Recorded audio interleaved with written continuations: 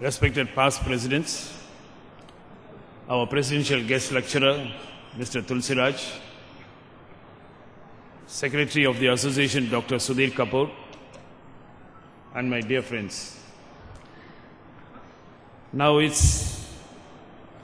might wonder what it means to stand tall, and if all of us are not standing on our own legs.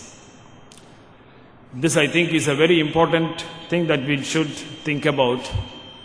And before I go into the actual subject, I would first like to mention that this is one of the golden moments in anybody's professional career to adorn this jewel, which only one amongst the 35,000 in our country can hold on. I am truly indebted to you, all of you, for keeping me on this position. Secondly, I have a disclaimer to say before I go into this subject. Probably, I am not the best person to talk about this subject here. In front of me, in the audience, we have Padma Vibhushans, we have many Padma Shris, many B.C. Roy awardees, many distinguished past presidents, and I am sure that they are the right persons to talk about professional excellence. They all have been great role models to me. However, there is an increasing change, a trend in IOA in the last few years. In the last couple of years, we have found a large number of people who have become members or very young surgeons. No longer we can say IOA is for the elderly people. And it is these people who are going to be the power of IOA in the future. And I'm entirely dedicating this talk to them. Now, it is 63 years since we had our republic, and we are really proud about it. And in these 6 decades, we have crossed many milestones, and a lot of water has flown down the bridge. There is a lot of flowery language whenever India is mentioned now. The Forbes magazine says future beckons India. The next decade belongs to India. India is shining. India on the gallop. Everything. And in fact, when President Obama came a few months ago, he said India isn't emerging. It has emerged. Now all of this makes us feel very good. And when they talk about this, they mean what India has to do on the trade and the economic zone around the world. Now we know that the world is looking to India, but we have to seriously question ourselves. The world is looking at us as what and for what? Now is just the world looking at us for the 1/6 of the world population that we are, a population which is 4.5 times of USA and 20 times of that of Great Britain and Germany or France. So is it looking at us as a market for their products? Or is it looking at India for leadership, which we should rightfully have with the great resources that we have? Now, for the question, can Indian orthopedic surgeons excel and be leaders in the world? It actually looks like a paroxysm. Because if you look at the medical pyramid, taking the state of Tamil Nadu, nearly more than 300,000 children take up the school level exams, of which about 220,000 pass. Only 3,000 of them can become medical students. And if you take the orthopedic surgeons, just 100 of these 380,000 become orthopedic surgeons. And it is all of us who are sitting in this hall. We are actually looking at it, the cream of the cake. And it is almost looking really tough to ask, can we lead the world? We have many things in favor for this. The orthopedic disease burden is enormous. And what do you need more for clinical research? You need patients, and we have that in plenty. At normal prevalence rate, at least 1 million patients require spine surgery every year, and more than 3.5 million require trauma surgery every year. So we should be telling everybody what needs to be done. We should have the best clinical follow-up results over there. If we come even to basic science research, I'm so glad listening to the Golden Jubilee and Silver Jubilee research papers this year. stood as perfect examples of what we can do in our country. We have the highest number of skilled people who actually are leading the research all around the world, occupying the best positions of research. And if you do research in India, the cost is only 1/5 to 1/10 in that of the worst. And for the same cost, we should be doing 10 times more research than from outside. But somehow we are missing the bus, and it is not translating into a scientific impact for the world. If you take all the leading articles, leading journals across the world for orthopedics, you will find that the scientific impact that we are able to make is really very, very low. So where do we miss the bus? So we are still not standing tall on our legs. In fact, in many instances, we are not even standing on our own legs. We are standing on the evidence from outside. And there are many problems in having a foreign guru.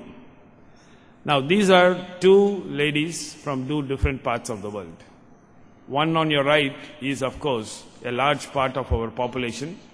More than 60% of our population is from the rural India. And this is a lady from the West. Their culture, their needs, their disease patterns, their cost provider, their social support, and what happens is all completely different. And then the solution for a disease for them cannot be the same. Western medicine also is increasingly becoming extremely costly, not for the benefit of the patient. If a pie increases, the profit share of every stockholder increases.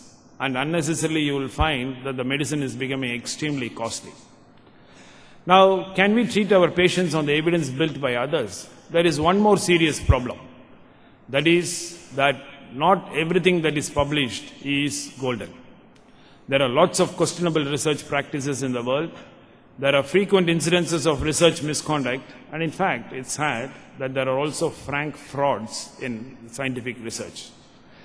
In the ISIL's President's Address, which I delivered in the Spine Week Amsterdam, that was the reason I took up the topic, are we publishing not to perish, or are we publishing to flourish? And in the process, are we corrupting science? Now, let us take 3-4 examples. Now, one of the biggest examples, which was thought to be a big innovation of the use of methylprednisolone in acute spinal cord injury, after all these articles came out in journals which had the highest scientific impact. Now, these results resulted in methylprednisolone being used in a dose which is not used in any other medical disease so far, and billions of dollars was earned by Pfizer. And subsequently, all the research on this have not been able to replicate results. In fact, the numbers, tables, and figures were inconsistently defined, and it was a perfect example of how you can lie, and you can lie better when you use statistics. But it is also a coincidence that Michael Bracken, who was popularizing this, was a well-paid consultant, and he also received large fees from Pfizer. So the color of the research in many parts of the world seems to be the color of various shades of green. This will be disastrous if you know what is actually happening. Scott Rubin published from Pfizer and produced 18 papers that were published even in very highly impacted journals. But in all these 18 papers, there was only one problem, that no patients were ever enrolled in any of his study, and all were done through a computer in his workstation.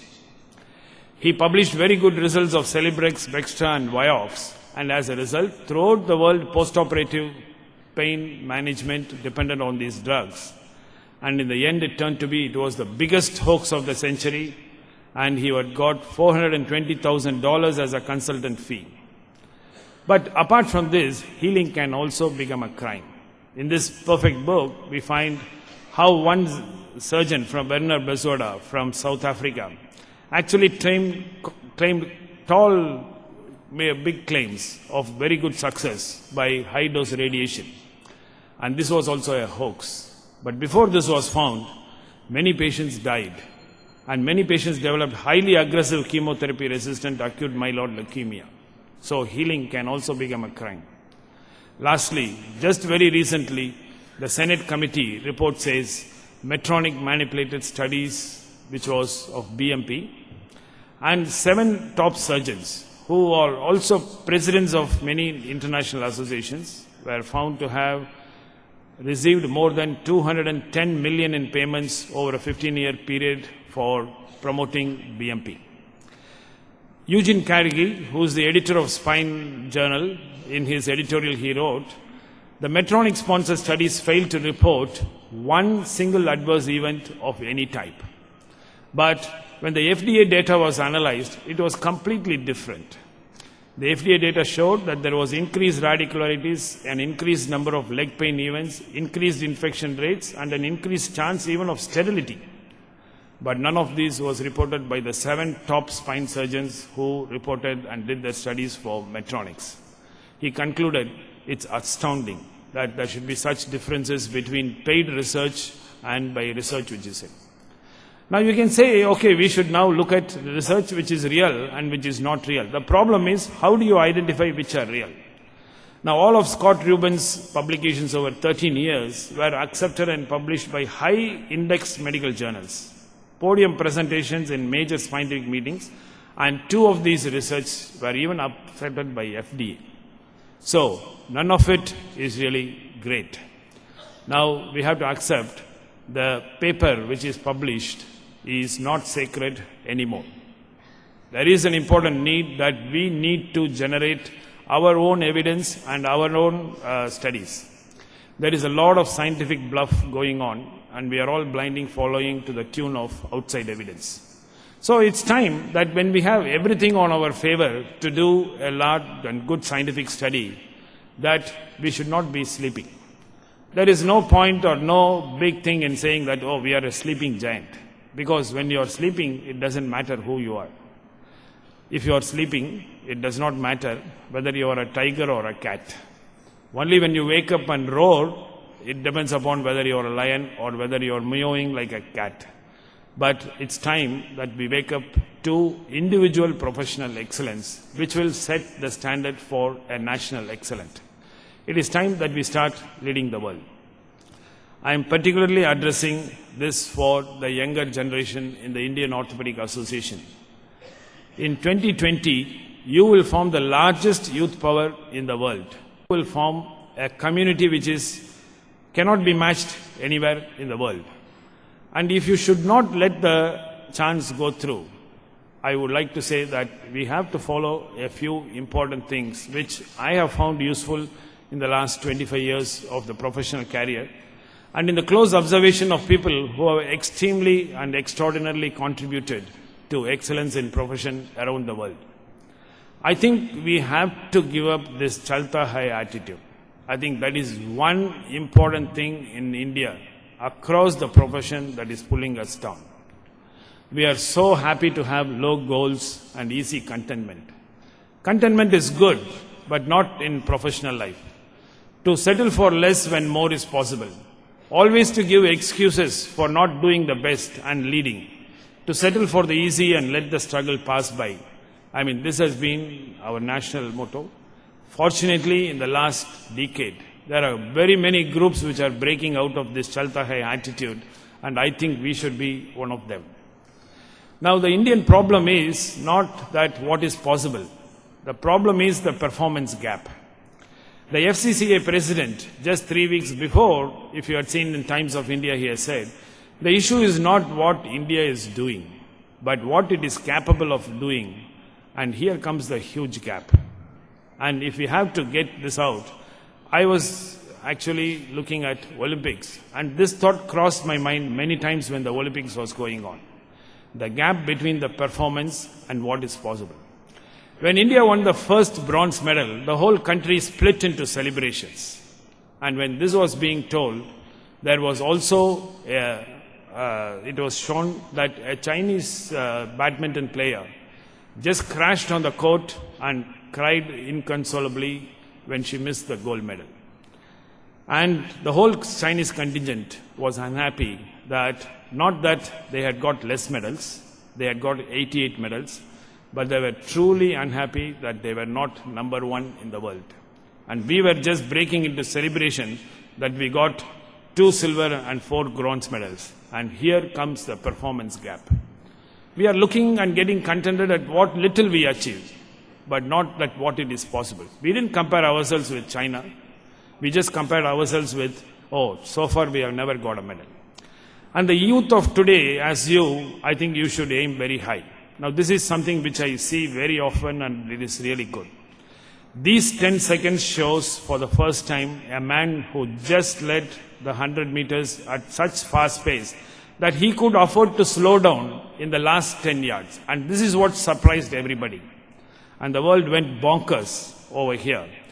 And if you find why this happened, oops, can you just get it to this thing? And if you find why that happened, you will have to actually look at what this man, remarkable man, does whenever, before he goes for any of these races.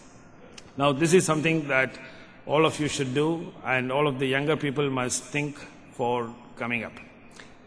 Now you can see in every one of the single races, you will find that he actually, before he does, can you go on to the next one, please? Yeah, next one. Yeah. This is what he does. Praise God, kisses the ground, and then he looks up and says, this is what I want to do. I want to aim for the sky. Now this is actually, I think, what we should actually do. Can you go on to the next slide, please? Now, this is something common for everybody who has achieved very high. Steve Jobs did not say that he wanted to produce a better iPhone or a better phone or a better computer. He said, I want to put a ding in the universe. And really, he did put a ding in the universe because he thought much more than that. Dreams do not come as truth unless we are able to work very hard for it. It is very sad that there is a lot of things that are being told about hard work, and people talk of different things, of stress and other things. Stress and hard work are completely different. This is the 400 meters dash, and you can see the lead that he takes and his mother watching him and his brother watching him as he runs the race. And just look at the gap between, and this is high quality performance. But what is most important is after he reached and as he was gasping for breath, you can see the whole country goes into celebration. That is the traditional national dance. And you can see again he shows that. But what is important is, next slide, as he was gasping for breath, they asked him, what made it easy for you? And he said, imagine me from nothing to the fastest person on earth, that too from Jamaica, that too a black.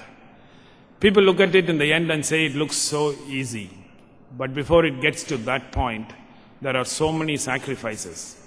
There are many moments of near dying where you just want to quit because your training is so killing. When you get up at home and you know what is in store for you, how intensive it is going to be, you feel like staying home. But you have to go. When your body says no, you have to learn to say yes. Your body says stop running, you are tired, go play football, go play golf like others. But you have to keep running because nothing comes without hard work. As a nation, we all have to work harder. Let us not look at Europe or any other foreign nation. And if we at this stage start working to the European working rule of 48 hours per week, I think that is going to be the biggest disaster for our country. We also have to work smarter and with passion because we have to love what we all love to do. Now this hits the Times magazine a year ago, and here you can see a marathon runner who was actually just operated for cancer running, and they had put, the spirit of marathon is, it hurt to run for her, but it hurt more for her to stop and show she completed. Now that is passion. If you love what you do and you put passion, then your attitude will be very good. Now everything that looks easy, there is a big story behind it of hard work. Now when Sachin Tendulkar was asked by Sunil Gavaskar after one of the matches, how did you make that six look so effortless? He said, yeah, effortless, but it took me 10 years of hard practice to get that effortless six. After the Oscar award, when Rahman was asked how many years he took, he said, no, not years, twice the time, because I was working both day and night for it. And when Narayana Murthy asked, how did he become an overnight success? He said, it took us 25 years to become the overnight success. So every success has a big story of hard work behind it. We have to give up the Chalta Hai attitude because the world does not have a record for second-best performance, and all these successful people did not settle for the second. Fourth thing, if India has to have leadership in scientific world, we have to make our growth clean and transparent, and all our research has to be honest. When we climb up the ladder of success, we have to be careful that the ladder is on a wall of honesty and integrity. We have to come out of the feeling that we are doing great research just by doing clinical research for overseas companies. There is a huge number of evidence that these clinical researchers are dumping grounds of untested drugs in our country, and this is something that we should not get. If you are not honest, however good you have been, it will come crashing down one time. And if many of these happens in our country, the name of the country goes down. Money is so important in life. I think it's very, very important. It gives you so much of the ability to do what you want to do at the right time. But money should be a byproduct of your professional achievement and not the aim of it.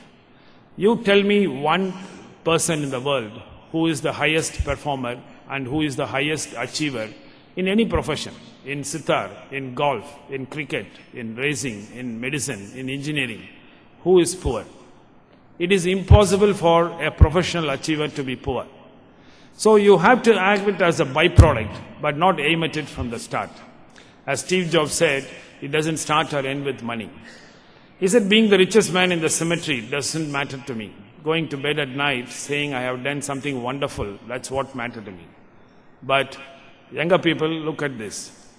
People with this attitude have all been the richest people in the world. They are the guys who dominate the world. Lastly, we should stop this blame game. We should not say our college is not good, but it's not good, government is not good, what is this, that is that, DME is not good, health secretary is not good. This is one game no one ever wins. When we point one finger at others, 4 fingers are pointing at us back. We cannot give the usual question that we do not have time. We cannot be too busy to do things. Are we all so busy that we can't do anything? The only thing that the beggar on the street has as much as the President of the United States is 24 hours in a day. Obama cannot declare today, I am the President of USA. My day will have 36 hours instead of 24 hours. Impossible. It's only how you use it that matters. Let's take good examples of people who are successful, and that will help us. Just this morning, I came to know that Dr. Devi Shetty, one of my other big role models, was declared as the Indian of the Year. Now, they have established great successful models, performed the largest number of neonatal operation surgeries, and I think that we should complain of time only if we are working more than him. We have perfect examples in our country where they have shown that you can overcome obstacles. And it is a perfect reason that I thought that the most befitting person for the presidential lecture today is somebody from Aravind Eye Hospital and Mr. Tulsiraj, who has been the architect of the success of Aravind Eye Hospital. Now, their mission was something extraordinary. And can you believe that an institution which does 300,000 surgeries a year, that means 100,000 surgeries are performed every year. And they not only perform healthcare, but when they came to across any obstacle, they rose about it and they found solutions to perform this better. Now, if they can do it, I do not think we have any excuses to do so. And sir, we are waiting to hear you tell us how to overcome the obstacles. Now, what about when should we change? Should it be an incremental change? I think this is very important for all of us to know. Life has an expiry date, and it may not be too long. None of us know. That is the secret of life, that when it's going to end for any one of us, we have no control. But life does have an expiry date. And as Steve Jobs said, I have great respect for incremental improvement, but I've always been attracted to the more revolutionary changes because they are more harder, they are stressful emotionally, and all through the time people are telling that you are going to be wrong, and that gives you actually the great power to do it. So there is no point in just becoming bigger of what you are already. A little watermelon becomes a bigger watermelon after some time. If in 2012 you are performing 20 hemiarthroplasties, your aim should not be that in 2015 I will do 30 hemiarthroplasties and then 105 hemiarthroplasties after 10 years. There should be some difference, a total radical change which is going to be there. Is there a greater power or beauty if the caterpillar just grows into a bigger caterpillar? And the beauty of caterpillar is that at some time it changes into a butterfly. But for this change, we have to have a commitment and this thing to it. It is possible. There are thousands of people in our country who are doing. For the younger IOA members, what you need to develop is right from the start. Just do not be a surgeon, aiming to be a better surgeon, aiming to be a bigger surgeon. I think you need to have the transformation of the caterpillar to butterfly, from surgeon to surgeon scientist. And for this, we do not need rocket science in India. We just need the ability to do good clinical research in India. Is there a need? Is it possible? Definitely. Now, for simple things like this, a young girl who has got all the spinal science, partial neurology, presented to us with tuberculosis of the spine, we still are not sure about many different things. Should this patient be operated immediately or after 3 weeks of chemotherapy? How long can we wait? It's all grey science. How much chemotherapy we should give after operating? 6 months, 12 months, 18 months. We have 3 big stalwarts in this field, in this auditorium, who either give at 6 weeks or 12 months or for 9 months. Now there is so much of variability that we need to see. Even in things that is commonly seen, like burst fractures without neurology, there are so many things. Should you operate immediately or not? Are you going in front or from back? Should you decompress or not? Should you fuse after instrumentation? Everything is grey science. And for all these, you need well-conducted clinical research trials done with honesty in places where a large clinical load is available. Where else than in our country? As Nandan Nilekani said, in a larger sense, this is a part of his TED lecture on the net. He said, in a larger sense, many of the honest solutions for the world will have to come from countries like India. But the only thing is, we should stand up to the challenge, because leadership does not come very easily. So we have everything. We have the youth of the best youth of the whole world. We have them in the largest number. We have the largest number of disease burden. We have a patient population which is not tarnished by compensation and other insurance problems. People who have true problems in life. It is a question of no work, no food, and they really look at getting better. And it is just that we need to change from a surgeon to a surgeon scientist, and then there is no doubt that we can stand not only on our legs, but we can stand very tall on our legs.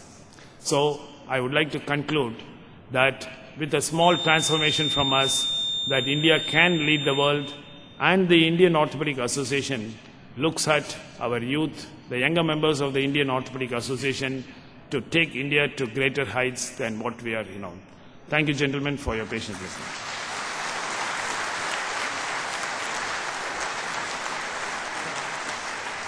It was a wonderful talk.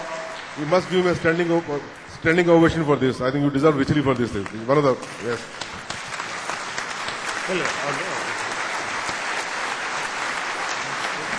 Thank you very much. Thank you.